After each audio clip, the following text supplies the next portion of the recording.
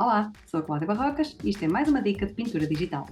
As 4 ferramentas mais essenciais para pintura digital são as camadas ou layers, as máscaras, os pincéis e a história. Vamos pincê-las? As layers funcionam como folhas transparentes. Em cada folha transparente colocamos um elemento diferente para que não se misture com o resto da imagem ao pintar. Tipo pintura sobre camadas de vidro.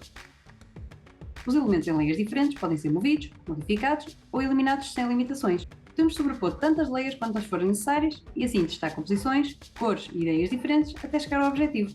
No novo ficheiro criamos uma nova layer sobre um background, carregando no botão mais aqui no fundo ou no menu Layer, New Layer. A layer que acabou de ser criada é transparente. Podemos ver isso se ocultarmos a layer de background, carregando aqui no olho, vendo que fica tudo quadriculado de branco e cinza. Isto significa que é transparente. Existem vários tipos de bloqueios para as layers na barra aqui por cima da lista, mas o mais útil é o Transparent Lock, porque bloqueia aquilo que já está desenhado para ser impossível acrescentar mais área, permitindo-nos pintar dentro dos limites do que já está feito. Podemos ainda mudar a transparência da layer com a barra Opacity e podemos ver vários Blending Modes, que são interações desta layer com aquelas que ficam por baixo, que permitem obter alguns efeitos bastante interessantes. As layers podem ser conectadas para se moverem como uma só, ou reunidas dentro de pastas, chamadas grupos, para ficarem arrumadas e organizadas.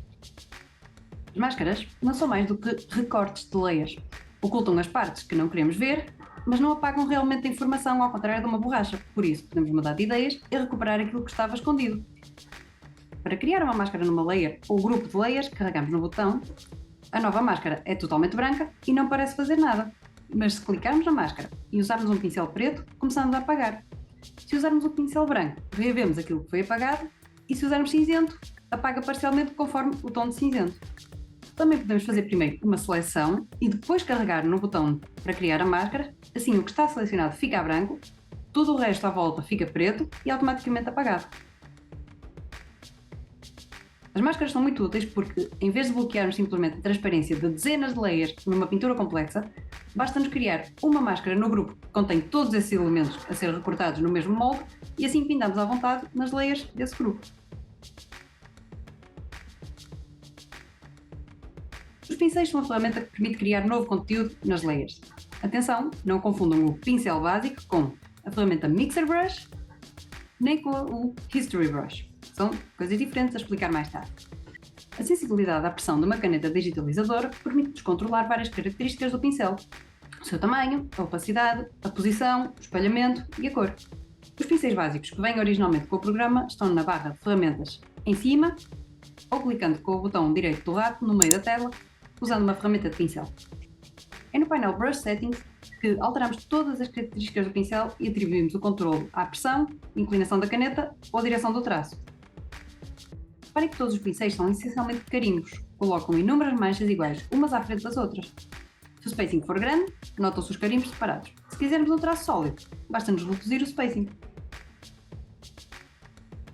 Se eu quiser criar um pincel redondo, mas que muda de cor quando pressionado, ativo a opção Color Dynamics, faço check na caixa Apply per Tip, para que cada carimbo tenha uma cor diferente do anterior, e altero o controle para Pressure. Não é preciso mexer em mais nada.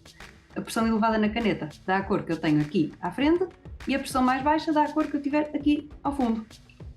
Os pincéis modificados por nós podem ser salvos na lista de pincéis clicando no símbolo mais ou então adicionados a uma pasta de preset. Seja como for, todos estes conjuntos podem ser exportados e movidos para outro computador.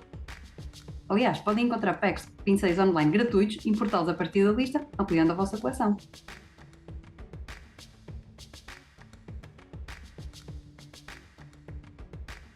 Poder voltar atrás quando algo corre mal é a maior vantagem da arte digital e por isso é uma das ferramentas mais essenciais. Existem várias formas de voltar atrás no Photoshop.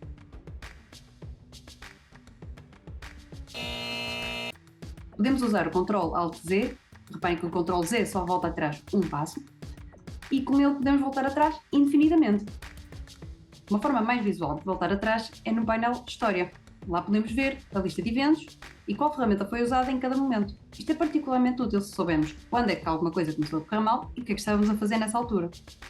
No topo do painel História temos vários snapshots também são uma forma de voltar atrás. Ao clicar num deles, ou no nível de história, o ficheiro volta à forma onde estava nesse momento. O número de passos de história pode ser ajustado em Editar Preferências. Nas opções do painel História, podemos decidir quando são criados os snapshots.